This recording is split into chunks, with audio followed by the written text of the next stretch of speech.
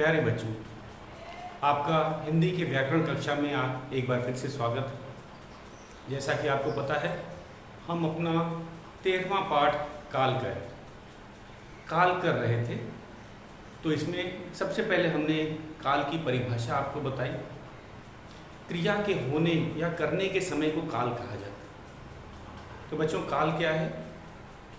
क्रिया के होने या करने का जो समय होता है उसे काल कहते हैं। तो ये काम किस समय हुआ? काल के 3 भेद होते हैं, आपको पता ही है। भूतकाल, वर्तमान काल और भविष्य काल। इसमें हमें जो काम बीते समय में हुआ, जो समय बीत चुका है, अगर क्रिया उसके बारे में हमें बताती है, उस समय के बारे में बताती है, तो वह भूतकाल कहलाएगा। अगर इस समय जो चल रहा है, बोले जाते समय, जैसे इस समय हम पढ़ रहे हैं, तो ये वर्तमान काल की क्रिया है।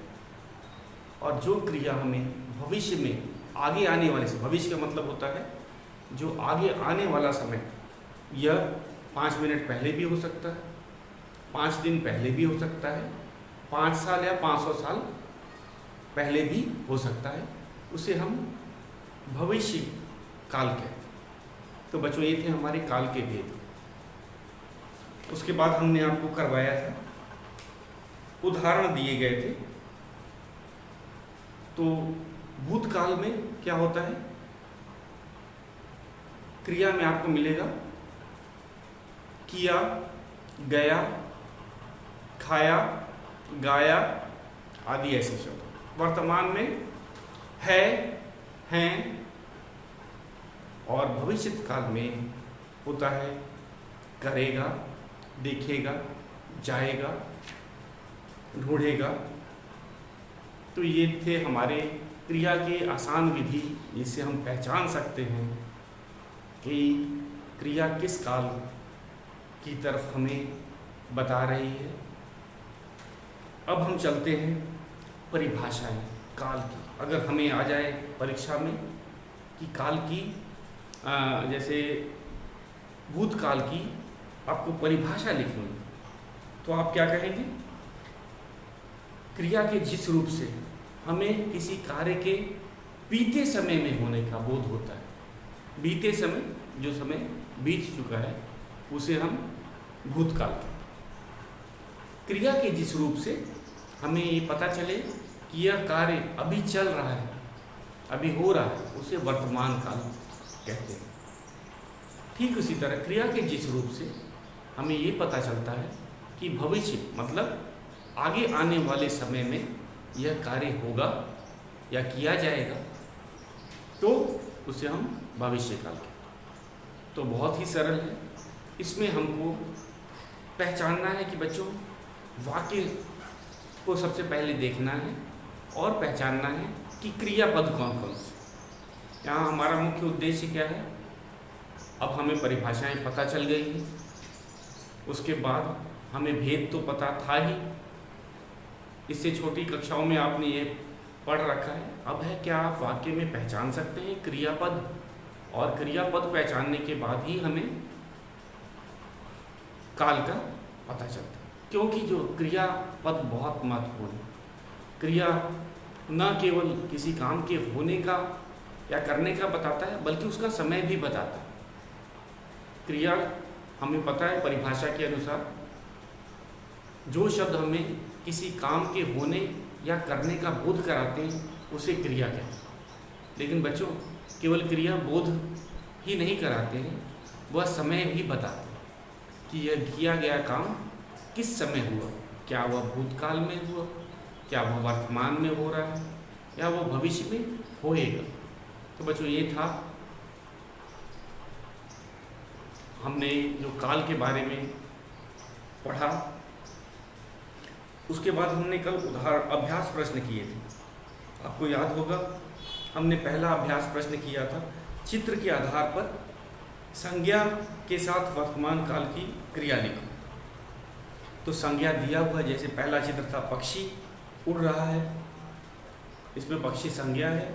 उसके बाद हमने बताया कि संज्ञा के लिंग और वचन के अनुसार हमें क्रिया लिखनी होती है। यहाँ पे बता दिया गया है कि आपका काल वर्तमान काल रहेगा। अब हम क्या करेंगे, संज्ञा के वचन और लिंग को ध्यान से देखेंगे और उसी के अनुसार अपनी क्रिया में बदलाव करेंगे। एक हमने नई चीज़ सीखी है कि जो कर्ता, संज्ञा या कर्ता हम बोलेंगे, कर्ता के लिंग के अनुसार वचन में परिवर्तन होता है। या फिर हम ये भी कह सकते हैं कर्ता संज्ञा के वचन और लिंग के अनुसार क्रिया में परिवर्तन आता है। तो ये हमने जाना आज। उसके बाद हमने क्या किया, उसके बाद आज हमें दूसरा प्रश्न करना है, उदाहरण के अनुसार क्रिया के रूप बनाओ। उदाहरण दिया है और हम उसके रूप बनाते हैं। हमारा दूसरा प्रश्न, ये प्रश्न दूसरा, क्रिया का उदाहरण के अनुसार, उदाहरण के अनुसार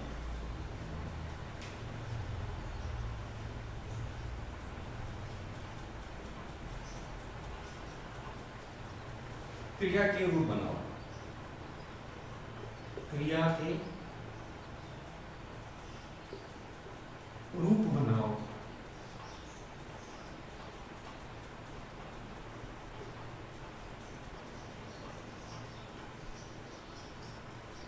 तो इसमें पहला है लिखना, लिखना दिया हुआ है। दूसरा है लिखा और लिखेगा।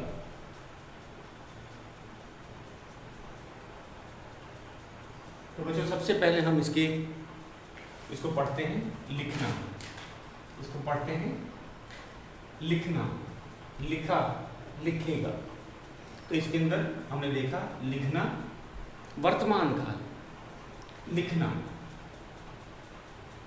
मुझे पत्र लिखना अच्छा लगता है। तो ये उदाहरण है लिखना का, मुझे पत्र लिखना अच्छा लगता है। तो ये वर्तमान काल। वाक्य भी हमने इसी का बनाया, मुझे पत्र लिखना अच्छा लगता है। तो ये कौन सा काल है यहाँ पे बच्चों, यहाँ पे वर्तमान काल। दूसरा देखो लिखा, रवि ने एक पत्र लिखा।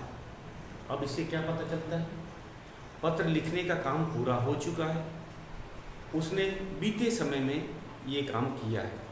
जो समय बीत चुका है उसमें उसने पत्र लिखा था। इस समय पत्र लिखने का काम पूरा हो चुका है, अब वो पत्र नहीं लिख रहा है। तो लिखा हमें बताता है कि ये तो भूतकाल की क्रिया है। लिखा क्या है, भूतकाल की क्रिया है। तो बच्चों एक तरह से देखा जाए तो जब हम काल की बात करते हैं हमारा पूरा ध्यान क्रिया पे जाता है। क्रिया ही हमें काल का निर्धारण करता है। क्रिया का जो रूप होता है वही हमें बताता है कि कौन सा काल की क्रिया है। तो लिखना हमें पता चल गया कि लिखना वर्तमान काल। लिखा, रवि ने पत्र लिखा, मतलब पत्र लिखने का काम पूरा हो चुका है, इसीलिए भूतकाल है। इसीलिए कौन सा काल है यहाँ पे, भूतकाल। और तीसरा हमारा है लिखेगा। सीमा पत्र लिखेगी, सीमा पत्र लिखेगी, मतलब अभी उसने लिखना शुरू नहीं किया है। इससे इस वाक्य से क्या पता चलता है कि सीमा भविष्य में पत्र लिखेगी, आगे आने वाले समय में लिखेगी। न उसने पीछे कोई बीते समय में पत्र लिखा है, न अभी बोलते समय तक वर्तमान में भी पत्र नहीं लिखा है। आगे आने वाले समय, आगे आने वाले समय को आपको पता ही है, हम भविष्य काल कहते हैं। तो सीमा भविष्य काल में पत्र लिखेगी, तो आगे आने वाले समय में, तो यह भविष्य काल। अब हमें पता चल गया कि पहला लिखना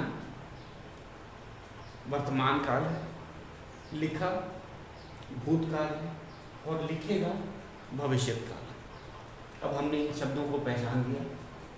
लिखना वर्तमान काल की क्रिया, लिखा भूतकाल की क्रिया, लिखेगा भविष्यत काल की क्रिया है। तो ये हमें समझ आ गया। अब इसी उदाहरण के अनुसार हमें कुछ लिखना है। दिया है नाचना, हमारा शब्द है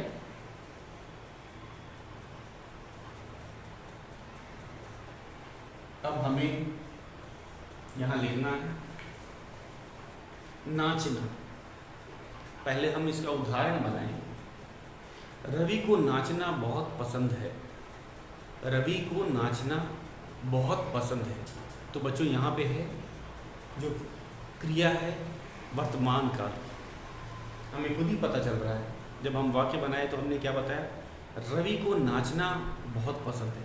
तो नाचना कौन सा है कि इसमें जो क्रिया है नाचना, वो क्रिया का कौन सा काल बता रही है, वर्तमान काल बता रही है। रवि को नाचना बहुत पसंद है, तो यह वर्तमान काल की क्रिया है। अब हमें इसका भूतकाल लिखना। शब्द हमें पता चल गया, नाचना, नाच। तो अब हमें इसका भूतकाल, तो रवि पार्टी में बहुत अच्छा नाचा। नाचा होता है भूतकाल, मतलब नाचने की क्रिया पूरी हो चुकी है।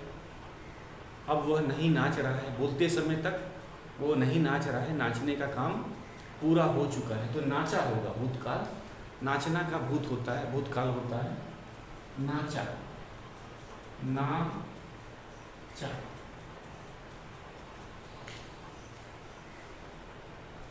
अब हमें समझ आ रहा है कि हमने कैसे इसका भूतकाल लिखा। हमें क्रिया पता चल गई है। क्रिया का अगर वर्तमान रूप पता है तो हम उसका भूत और भविष्य भी लिख सकते हैं। तो रवि पार्टी में बहुत नाचा, तो ये नाचा भूतकाल की क्रिया। अब आगे चलते हैं। राहुल पार्टी में नाचेगा। अगला वाक्य देखो, नाचेगा। राहुल पार्टी में नाचेगा, तो यहाँ पे है कि भविष्य में, अभी आगे आने वाले समय में यह नाचने का काम या नाचने की क्रिया करेगा। तो नाचना, नाचा, नाचेगा।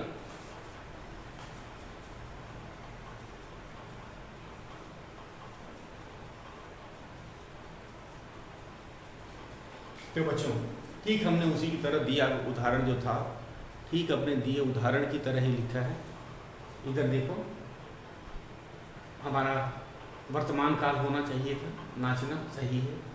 नाचा हमारा भूतकाल होना चाहिए था, एकदम सही है। नाचा, नाचना का नाचा, और भविष्य काल होता है नाचना का नाचेगा, आगे आने वाले समय में नाचेगा। हमने आपको वाक्य भी बना के समझाया, क्योंकि वाक्य बनाने से हमें एकदम सही पता चल जाता है कि क्रिया की काल क्या है। तो मैंने इसका आपको वाक्य बनाया, रवि को नाचना पसंद है। रवि को नाचना पसंद है, तो नाचना वर्तमान। नाचा। राहुल पार्टी में बहुत नाचा, मतलब यहाँ पे राहुल जो नाचने का काम है वो पूरा हो चुका है। तो ये भूतकाल का वाक्य था। ठीक इसी तरह नाचेगा। नाचेगा मतलब राहुल पार्टी में नाचेगा। अभी नाचना शुरू नहीं किया है उसने, भविष्य में पार्टी के समय में वह नाचेगा, आगे आने वाले समय में नाचेगा। तो ये था बच्चों क्रिया का रूप काल के अनुसार। एक और शब्द हमारा है सोचना, ये दिया हुआ है।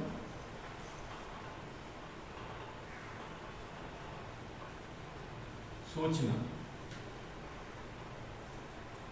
हमें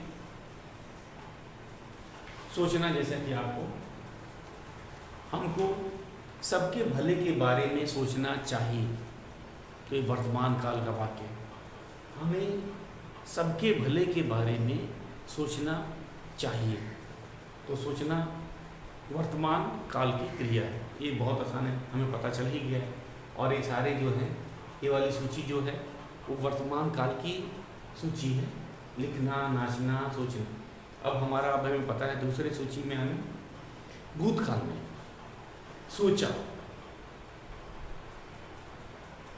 राहुल ने मयंक की मदद करने के बारे में सोचा, मतलब ये सोचने का काम बीते समय में हो चुका है। सोचा मतलब भूतकाल, तो हम लिखते हैं हम सोचा, सोचा।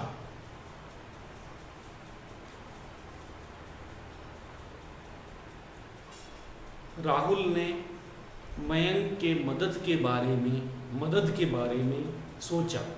राहुल ने मयंक के मदद के बारे में सोचा, तो यहाँ पे ये सोचने का काम भूतकाल में किया था, सोचने का काम बीते हुए समय में किया है।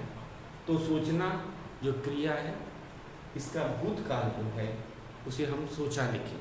अब भविष्यत काल, सोचना का भविष्यत का सोचेगा। मैं पार्क जाने के बारे में या रवि पार्क में जाने के बारे में सोचेगा।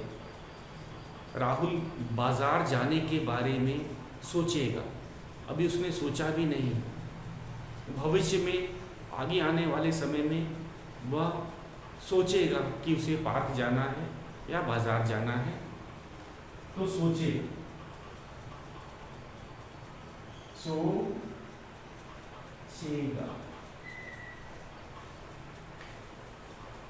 ये था सोचना, सोचा, सोचेगा। सोचना, सोचा, सोचेगा। हो गया। अब हम चलते हैं अपने अगले प्रश्न पे। अब हमारा अगला प्रश्न है क्रिया का काल बताओ। मैंने आपको बताया था सबसे पहले हमें ये पता होना चाहिए कि किसी वाक्य में क्रिया कहाँ पे है, क्रियापद किधर है। अगर हमें इसका पता चल जाएगा, अगर हम क्रियापद को पहचान गए, तो बच्चों हम क्रिया के होने का समय मतलब काल को भी आसानी से जान जाएंगे। तो हम सबसे पहले चलते हैं अपने तीसरे प्रश्न पे। यह यही बताता है। इसमें हमारा क्या अभ्यास हो रहा है कि सबसे पहले हम किसी वाक्य में क्रियापद पहचान लेते हैं कि नहीं। अगर पहचान लेते हैं तो हम उसका काल भी पहचान लेंगे कि ये जो क्रियापद है वह किस काल की तरफ बोध करा रहा है या हमें पता चल रहा है। तो है प्रश्न संख्या 3 है, लिखते हैं इसको। क्रिया का काल बताओ। क्रिया का काल बताओ।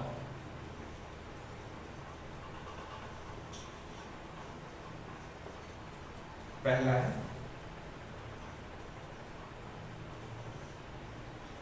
राम आया।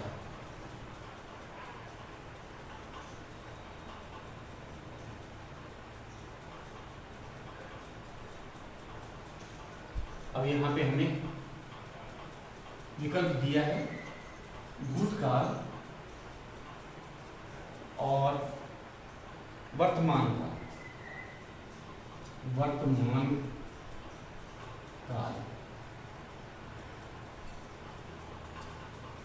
तो सबसे पहले हमें वाक्य को पढ़ना है बच्चों, एक या दो बार हम पढ़ेंगे। ये है राम आया। इस वाक्य को जरा ध्यान से देखो। राम आया, तो यहाँ पे राम संज्ञा है, हमें पता है। आया क्रिया। सबसे पहले हम वाक्य को 2 बार जरूर पढ़ेंगे। अगर हम वाक्य को पढ़ेंगे तभी हमें पता चलेगा कि इसमें क्रिया क्या है या क्रियापद कौन सा है। तो हमें देखते ही पता चला ये बहुत सरल वाक्य है, संज्ञा और क्रिया है। और हम जानते ही हैं बिना क्रिया के तो कोई वाक्य हो ही नहीं सकता। और हिंदी में अधिकतर आपने ध्यान दिया होगा कि हिंदी में क्रिया वाक्य के अंत में आती है। तो ये 2 चीज़ हमने आपको बताया। बिना क्रिया के हम कोई वाक्य लिख ही नहीं सकते।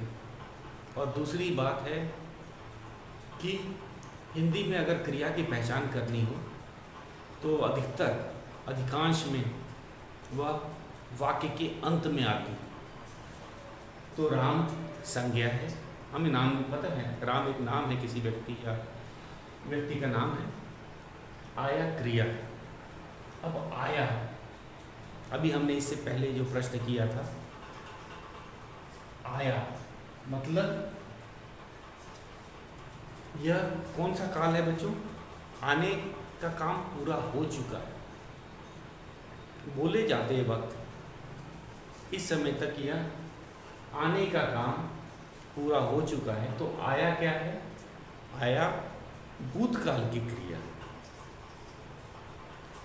तो हम ये कौन सा काल होगा उसको सही विकल्प हमें लगाना है, तो हम इस पर टिक लगाएंगे, ये भूतकाल की क्रिया है, क्योंकि यहाँ पे आने का काम पूरा हो चुका है। जब भी हम काल का बच्चों निर्धारण करते हैं, सबसे पहले हमें वाक्य को पढ़ना चाहिए, उसके बाद हमें क्रियापद की पहचान करनी चाहिए। यहाँ बहुत आसान है, जान के सरल वाक्य दिया है कि आप राम देखेंगे तो आपको समझ आ जाएगा कि राम तो संज्ञा है।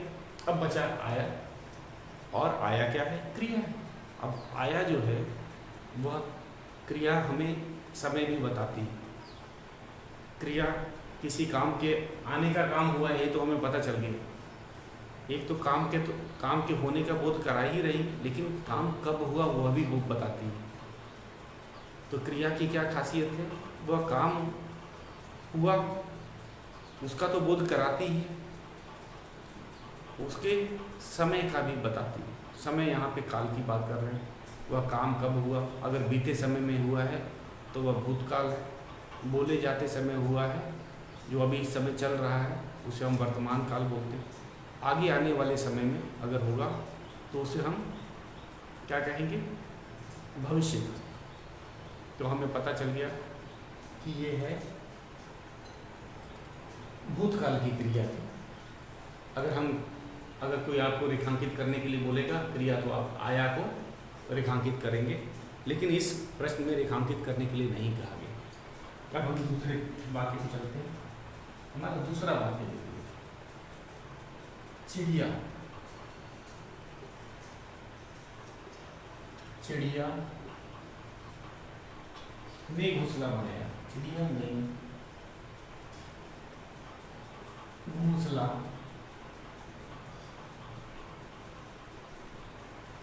बनाया।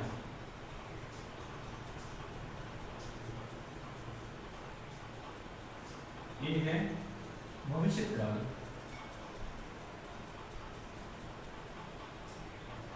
भविष्य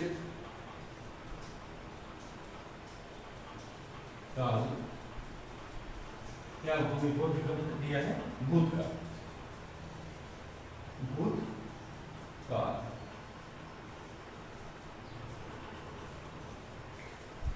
चिड़िया ने घोंसला बनाया। सबसे पहले हम क्रिया पद को पहचानते हैं, क्रिया को पहचानने की कोशिश करते हैं। वाक्य को पहले 2 बार पढ़ना है। चिड़िया, चिड़िया आपको पता है संज्ञा या कर्ता। वाक्य में ऐसे भी कहा जाता है कर्ता, जिस काम करने वाले को कर्ता कहते हैं। तो चिड़िया संज्ञा है, चिड़िया ने घोंसला बनाया। घोंसला भी संज्ञा है, बनाया क्रिया। बनाया क्या है? क्रिया, बनाना। तो ये क्रियापद है। अब बनाया मतलब बनाने का काम, घोंसला बनाने का काम पूरा हो चुका है। कब हुआ पूरा? बीते समय में। जो समय बीत गया है, बीते समय में चिड़िया ने अपना घोंसला बना लिया था। घोंसला बनाने का काम पूरा हो चुका है। तो हमें ऐसे करके देखना है। हमने फट से अब हमें ये पता चल गया कि बनाया क्रिया है। अब जब क्रिया का पता चल गया तो हम इसका रूप देखेंगे, वो किस समय के बारे में बता रहा है, वो किस समय के बारे में हमें बता रहा है। तो हम लिखेंगे बनाया मतलब बीते समय की बात, चिड़िया ने घोंसला बनाया, मतलब अब घोंसला बनाने का काम पूरा हो चुका है। अब चिड़िया घोंसला नहीं बना रही है, बनाने का काम पूरा हो चुका है। तो कौन सा काल होगा? बीते समय की बात की। बीते समय को हम क्या कहते हैं? भूतकाल। तो हम भविष्यकाल दिया है और भूतकाल दिया है। हम इसको सही वाले को लाल से भी रेखांकित करते हैं, तो भूतकाल सही था और इसको हम टिक भी करेंगे भूतकाल। इसमें भी भूतकाल, दोनों में भूतकाल है। एक बार फिर से देख लेते हैं। आप इसे साथ साथ बच्चों नोट भी करते जाइए, तो हमें ये अच्छी तरह से याद रहेगा। तो ये ज़्यादा मुश्किल काम नहीं है, बहुत ही सरल है। राम आया, यह भी भूतकाल का ही वाक्य था, क्योंकि क्रिया जो आया है वो हमें बता रही है कि आने का काम पूरा हो चुका है। कब? बीते समय। कब? बीते समय में ही आने का काम पूरा हो चुका है। चिड़िया ने घोंसला बनाया। अब बनाया जो क्रिया है, इससे हमें पता चल रहा है कि घोंसला बनाने का काम पूरा हो चुका है। कब पूरा हुआ? बीते समय। हमने कर लिया। आगे 2 वाक्य और हम बच्चों को कर लेते हैं।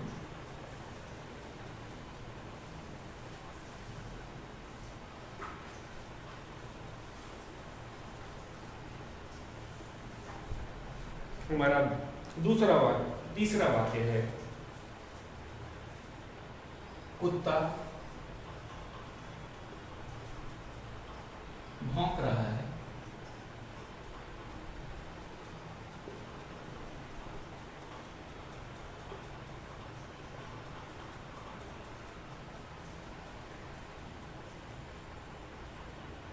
ये है, हमें दे रखा है वर्तमान का।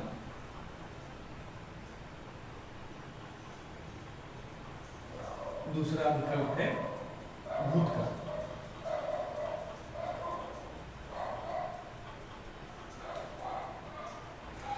तो इस पे देखते हैं, कुत्ता भौंक रहा है, क्रिया हमें देखो। भौंक रहा है क्रिया है, कुत्ता है संज्ञा या कर्ता। ये भौंकने का काम किससे किया जा रहा है? किसके द्वारा हो रहा है? कुत्ता। तो कुत्ता कर्ता बोलेंगे या संज्ञा बोलेंगे?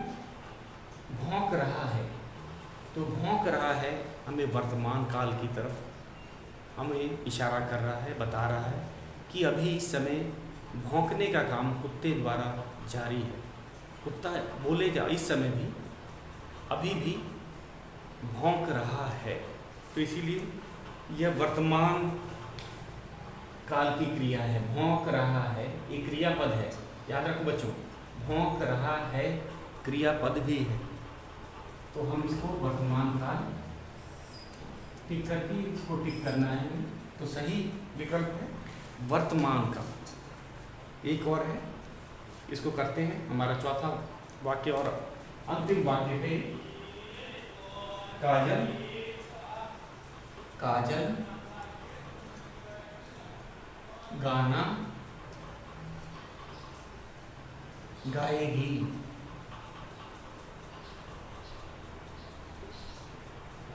काजल गाना गाएगी। विकल्प दे रखे हैं भविष्य काल,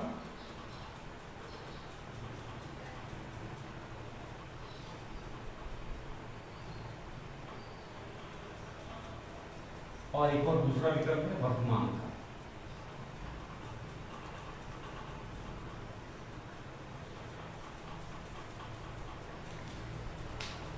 तो पहले कर्ता देखो, कर्ता या संज्ञा काजल है।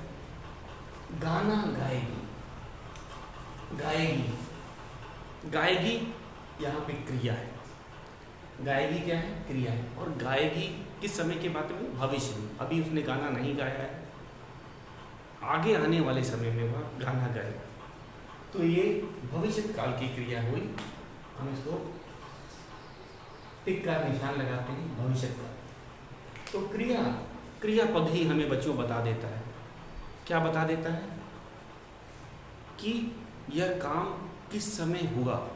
तो गाएगी से हमें पता चला कि अभी काजल ने गाना नहीं गाया है, लेकिन आगे आने वाले समय में वह गाना गाएगी। तो आगे आने वाला समय हमें भविष्य काल हम कहते हैं। तो ये था बच्चों हमारा तीसरा प्रश्न। हम चौथा प्रश्न और क्रियाकलाप का प्रश्न आगे करेंगे।